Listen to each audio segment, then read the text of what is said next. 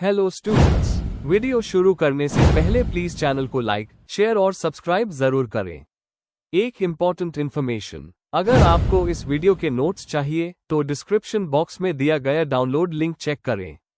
Thank you. चलिए शुरू करते हैं। इस वीडियो में हम पढ़ेंगे MEG11 अमेरिकन नॉवल के प्रीवियस ईयर क्वेश्चन और most important questions with answers. यह क्वेश्चंस आपके एग्जाम के लिए बहुत इम्पोर्टेंट है। अगर आपने ये अच्छे से कर लिए तो एग्जाम निकलना पक्का है। Let's begin. Question 9, comment on the notion of motherhood and mothering in the colour purple. Question explanation. इस क्वेश्चन में हमें देखना है कि एलिस वॉकर ने अपने नोवेल द कलर पर्पल में मदरहुड और मदरिंग को कैसे दिखाया है। यहाँ पर मदरहुड सिर्फ बायोलॉजिकल सेंस में नहीं है, बल्कि इमोशनल और स्पिरिचुअल नर्चरिंग भी है। हमें बताना है कि सेलिए, नेटी, शुग और सोफिया के एक्सपीरियंसेस से मदरहुड का कॉन्सेप्ट कैसे बदलता है और कैसे ये एक हीलिंग और एम्पावरमेंट का प्रोसेस बन जाता है। Answer. Introduction. The colour purple में मदरहुड का मतलब सिर्फ मां बनने से नहीं है, बल्कि किसी को इमोशनली और स्पिरिचुअली नर्चर करने से है। एलिस वॉकर ने मदरहुड को एक वुमेनिस्ट नजरिए से दिखाया है, जहां वीमेन अपनी और दूसरों की केयर करती है। नोवेल में सेलिए और दूसरी वीमेन दर्द और ऑपरेशन के बीच एक दूसरे को हील करती है। यहाँ मदरहुड एक ऐसी फोर्स है जो वीमेन को अपनी आइडेंटिटी और स्ट्रेंथ दिलाती है। Main body. 1. मदरहुड का नया अर्थ सिर्फ जन्म देने तक सीमित नहीं। नोवेल में मदरहुड बायोलॉजिकल नहीं बल्कि इमोशनल और स्पिरिचुअल है। सीली अपने बच्चों से दूर होते हुए भी दूसरों के लिए मां जैसे बन जाती है। नेटी और शुग भी मदरहुड को कंपैशन और केयर के फॉर्म में दिखाती है। वॉकर दिखाती है कि मां बनना सिर्फ एक बायोलॉजिकल प्रोसेस नहीं, बल्कि प्यार और एम्पैथी से जुड़ी एक फीलिंग है। एग्जाम्पल, जब सेलिए शुग की केयर करती है उसके इलनेस के दौरान, वो एक नर्चरिंग और लविंग मदर के रोल में होती है। 2. पेट्रियार्की और मैटरनल बॉन्ड का टूटना। नोवेल में पेट्रियार्की मदरहुड को डैमेज करती है। सीली का रेप और बच्चों का खो जाना उसके मदरहुड के पहलू को छीन लेता है। सोफिया के साथ भी सिस्टम ऐसा ही करता है, उसकी आज़ादी और मदरहुड दोनों छीन जाते हैं। वॉकर ये बताती हैं कि कैसे एक मेल डोमिनेटेड सोसाइटी वीमेन को अपनी मां होने की पहचान से वंचित कर देती है। की पॉइंट। इस तरह मदरहुड ऑपरेशन का सिंबल भी है और रेजिस्टेंस का भी। वीमेन अपने दुख को स्ट्रेंथ में बदलती है। 3. वुमनिस्ट नजरिया, हीलिंग और रीमदरिंग। एलिस वॉकर का वुमेनिज्म एक कॉन्सेप्ट है जो ब्लैक वीमेन की स्ट्रेंथ और स्पिरिचुअलिटी को सेलिब्रेट करता है। शग एवरी सीली की स्पिरिचुअल मदर बन जाती है, यूज सेल्फ लव और गोद के रियल मीनिंग का ज्ञान देती है। नेटी के लेटर्स सीली के लिए एक लाइफलाइन होते हैं, उससे अपने बच्चों और रूट से जोड़ने का जरिया। मदरिंग यहाँ म्यूचुअल है, सब एक दूसरे को नर्चर करके हील करते हैं। एग्जाम्पल, शग सीली को सिखाती है कि गोद सब जगह है। ये स्पिरिचुअल रीमदरिंग का एक फॉर्म है जहां सेलिए खुद से प्यार करना सीखती है। 4. मदरहुड और एम्पावरमेंट। नॉवल के एंड तक सेलिए अपनी आइडेंटिटी और मदरहुड दोनों वापस पा लेती है। वो इंडिपेंडेंट, कॉन्फिडेंट और इमोशनली स्ट्रांग होती है। सीली का अपनी फैमिली और बच्चों से मिलन एक हीलिंग मोमेंट है।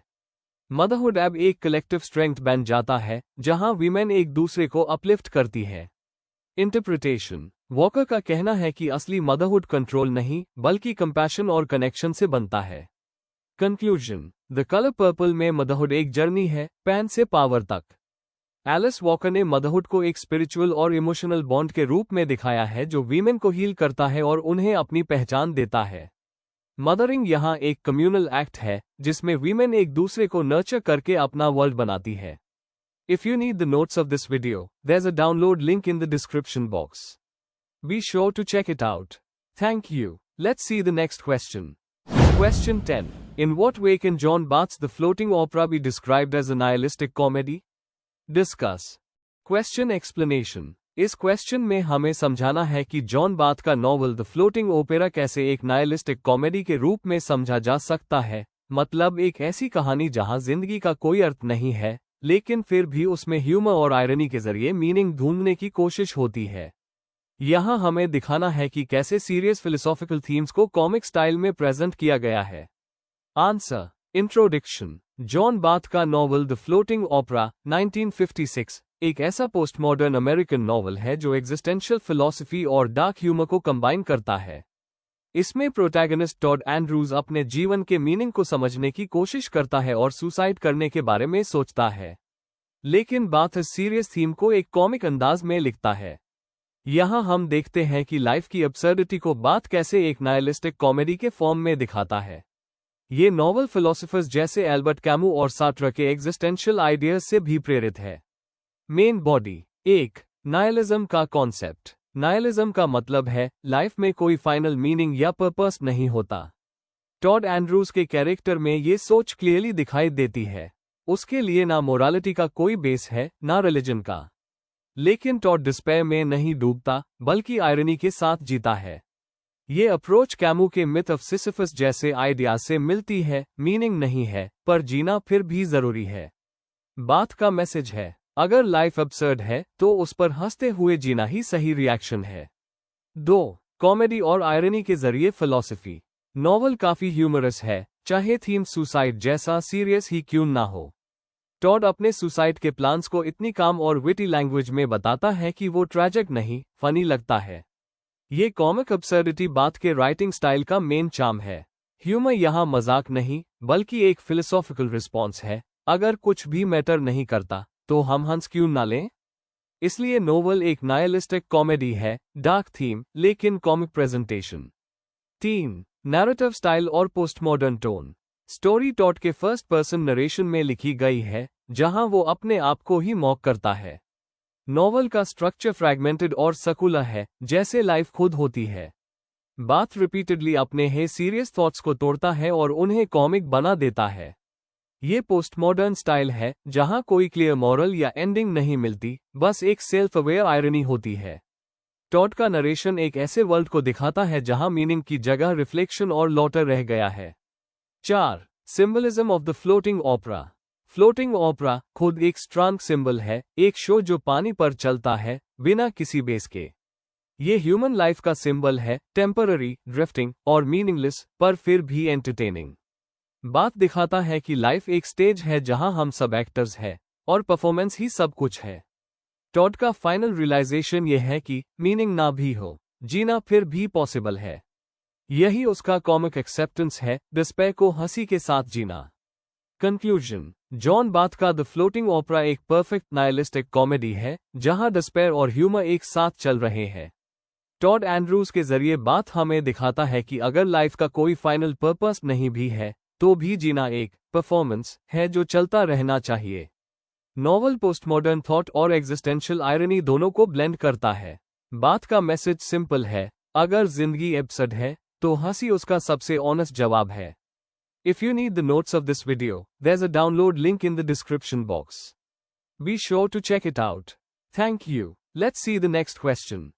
Question 11. Critically comment on the narrative technique in Henry Miller's Black Spring. Question explanation. इस क्वेश्चन में हमें हेनरी मिलर के ब्लैक स्प्रिंग के नैरेटिव टेक्निक पर क्रिटिकल कमेंट करना है। मतलब हमें यह समझाना है कि मिलर ने अपनी कहानी को किस तरह लिखा, उसका स्टाइल क्या है, लैंग्वेज और टोन कैसी है, और कैसे उन्होंने अपने थीम्स जैसे सेल्फ एक्सप्रेशन और आर्टिस्टिक फ्रीडम को एक्सप्रेस किया है। Answer. Introduction. Black spring 1936 Henry Miller का एक सेमी ऑटोबायोग्राफिकल वर्क है जो फिक्शन, मेमवा और फिलॉसफी को मिक्स करता है। यह ट्रॉपिक ऑफ कैंसर और ट्रॉपिक ऑफ कैप्रिकॉर्न के बीच लिखा गया और मिलर के क्रिएटिव डेवलपमेंट का एक टर्निंग पॉइंट था। इसका नैरेटिव स्ट्रक्चर ट्रेडिशनल नहीं है, यह नॉन-लिनियर, फ्रैगमेंटेड और पोएटिक है। मिलर ने स्ट्रीम ऑफ कॉन्शियसनेस, सिंबलिज्म और ऑटोबायोग्राफिकल वॉइस का यूज करके एक ऐसी राइटिंग स्टाइल बनाई जिसमें जिंदगी और आर्ट दोनों एक हो जाते हैं। Main body. 1. नॉन-लिनियर और फ्रैगमेंटेड नैरेटिव। ब्लैक स्प्रिंग में कोई रेगुलर प्लॉट नहीं है। इसमें 10 चैप्टर्स हैं जो अलग अलग मेमोरीज और रिफ्लेक्शंस पर बेस्ड हैं। स्टोरी टाइम लाइन फॉलो नहीं करती, कभी पास्ट, कभी प्रेजेंट और कभी ड्रीम्स एक साथ मिल जाते हैं। यह फ्रैगमेंटेशन मॉडर्न लाइफ के केओस और कंफ्यूजन को दिखाता है, जैसे जॉयस और प्रूस्ट के वर्क्स में मिलता है। मिलर दिखाता है कि मेमोरी और कॉन्शियसनेस एक फ्लो में चलते हैं, उनका कोई फिक्स्ड ऑर्डर नहीं होता। 2. स्ट्रीम ऑफ कॉन्शियसनेस और सब्जेक्टिविटी। मिलर ने स्ट्रीम ऑफ कॉन्शियसनेस का यूज करके अपने अंदर के थॉट्स और फीलिंग्स को रॉ फॉर्म में लिखा है। उसकी लैंग्वेज फ्री फ्लोइंग है, ग्रामर और स्ट्रक्चर के बिना भी एक्सप्रेसिव है। रीडर डायरेक्टली मिलर के इमोशंस और आइडियाज को फील करता है जैसे वो खुद उनके माइंड में हो। जॉयस और वुल्फ की तरह मिलर भी सोशल नॉर्म से परे एक इंडिविजुअल कॉन्शियसनेस को एक्सप्लोर करता है। उसकी राइटिंग कभी पोएटिक लगती है, कभी फिलोसॉफिकल और कभी रिबेलियस, यही उसकी चार्म है। 3. पोएटिक और सिंबॉलिक लैंग्वेज। ब्लैक स्प्रिंग एक प्रोज पोएम जैसी लगती है, हर लाइन इमेजरी और रिदम से भरी हुई है। पेरिस और ब्रुकलिन दोनों सिंबॉलिक प्लेसेस हैं। पेरिस क्रिएटिविटी और फ्रीडम का सिंबल है, जबकि ब्रुकलिन कन्फाइनमेंट और नॉस्टैल्जिया का। मिलर रियलिस्टिक डिस्क्रिप्शन से लिरिकल एब्स्ट्रैक्शन तक शिफ्ट करता रहता है, जिससे एक ड्रीम लाइक इफेक्ट बनता है। उसकी लैंग्वेज सिर्फ डिस्क्राइब नहीं करती, बल्कि इमोशन और रिदम को अवोक करती है, जैसे एक जैज परफॉर्मेंस। 4. ऑटोबायोग्राफिकल वॉइस और आर्टिस्टिक फ्रीडम। मिलर का नैरेटिव पर्सनल और ऑटोबायोग्राफिकल है, वो अपनी लाइफ और आर्ट के बीच कोई बाउंड्री नहीं रखता। कैरेक्टर राइटर खुद है, जो एक यूनिवर्सल आर्टिस्ट का सिंबल बन जाता है। वो ऑथर और नरेटर के बीच के डिफरेंस को तोड़ देता है, जिससे एक सेल्फ रिफ्लेक्टिव स्टाइल बनती है। ये केओस और फ्रीडम दोनों को रिप्रेजेंट करता है, क्योंकि मिलर के लिए आर्ट एक लिविंग प्रोसेस था, रूल्स फॉलो करना नहीं। उसकी राइटिंग सेंसरशिप के खिलाफ थी और क्रिएटिव इंडिपेंडेंस का मैसेज देती है। कंक्लूजन। ब्लैक स्प्रिंग में मिलर ने नैरेटिव को एक आर्ट फॉर्म बना दिया। उसका fragmented structure, stream of consciousness और पोएटिक लैंग्वेज एक नए काइंड ऑफ स्टोरी टेलिंग को डिफाइन करते हैं। नॉवल का फोकस प्लॉट पर नहीं, बल्कि एक्सपीरियंस और इमोशन पर है। यह नैरेटिव टेक्निक उसके आर्टिस्टिक विजन का रिफ्लेक्शन है, एक रिबेलियन और फ्रीडम का symbol. Before we end, please like, share and subscribe the channel for more such study materials and one important information अगर आपको नोट्स चाहिए, तो डिस्क्रिप्शन बॉक्स में डाउनलोड लिंक दिया हुआ है।